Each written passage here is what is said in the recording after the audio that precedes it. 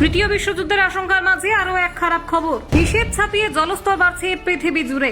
আরো 37% জমে গেলতে পারে সমুদ্র।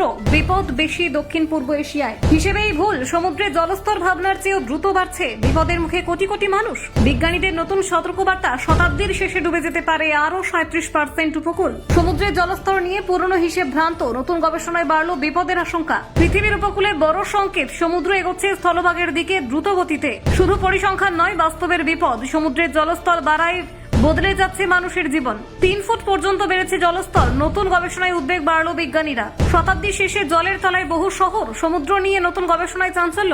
দেখুন, সমুদ্রের জলস্তর বৃদ্ধির আশঙ্কা নিয়ে বহু বছর ধরে সতর্ক করে আসছেন বিজ্ঞানীরা। পরিবেশ দূষণ, গ্রিনহাউস গ্যাসের বৃদ্ধি এবং জলবায়ু দ্রুত পরিবর্তনের ফলে পৃথিবীর উষ্ণতা বাড়ছে।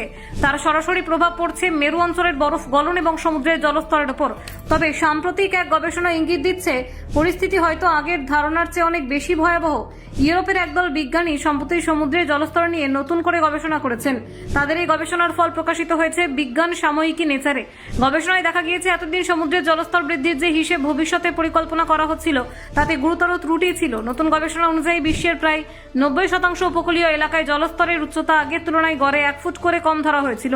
বাস্তবে জলস্তর তার চেয়ে অনেক বেশি, অর্থাৎ সমুদ্রের জল যতটা বাড়ছে বলে মনে করা হচ্ছিল, বাস্তবে তার পরিমাণ আরো বেশি হতে পারে।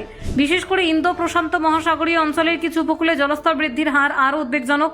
গবেষণায় দেখা গিয়েছে, কিছু এলাকায় সমুদ্রের জলস্তর 3 ফুট পর্যন্ত বেড়ে গেছে। পুরনো গণনার পদ্ধতিতে এই বৃদ্ধি ধরা পড়েনি বলে দাবি করেছেন গবেষকরা। আগের হিসেব অনুযায়ী মনে করা হচ্ছিল এই শতাব্দীর শেষের দিকে সমুদ্রের জলস্তর কিছুটা বাড়বে। তার ফলে পৃথিবীর বিভিন্ন উপকূলবর্তী অঞ্চল ধীরে ধীরে জলের তলায় চলে যেতে পারে। কিন্তু নতুন গবেষণার তথ্য অনুযায়ী এই আশঙ্কা আরও অনেক বেশি।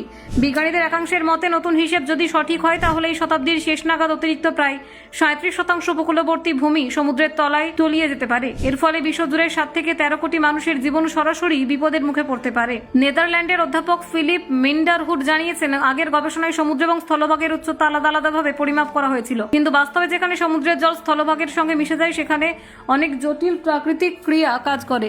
স্যাটেলাইট প্রযুক্তি ব্যবহার করে সেই সমস্ত পরিবর্তনের পুরোটা ধরা সম্ভব হয়নি বলেই মনে করছেন তিনি। সমুদ্রের ঢেউ, স্রোত, বাতাসের গতি, তাপমাত্রা পরিবর্তন এবং এল নিনোর মতো প্রাকৃতিক ঘটনাও জলস্তরের ওপর বড় প্রভাব ফেলে। বিশেষজ্ঞদের মতে, ভবিষ্যতে আরও নির্ভুলভাবে সমুদ্রের জলস্তর পরিমাপ করতে হলে এই সমস্ত প্রাকৃতিক উপাদানগুলিকে হিসেবের মধ্যে রাখতে হবে। তাহলে এই প্রকৃত পরিস্থিতি সম্পর্কে আরও পরিষ্কার ধারণা পাওয়া সম্ভব হবে। নতুন গবেষণায় আরও বলা হয়েছে, সমুদ্রের জলস্তর বৃদ্ধির ফলে সবচেয়ে বেশি ঝুঁকির মুখে রয়েছে দক্ষিণ পূর্ব এশিয়ার উপকূলবর্তী অঞ্চল। প্রশান্ত এবং ভারত মহাসাগরের তীরবর্তী এলাকায় জলস্তর বৃদ্ধির হার ইউরোপ বা আটলান্টিক মহাসাগরের তুলনায় অনেক বেশি। এই অঞ্চলগুলিতে জনসংখ্যাও তুলনামূলকভাবে অনেকটা বেশি।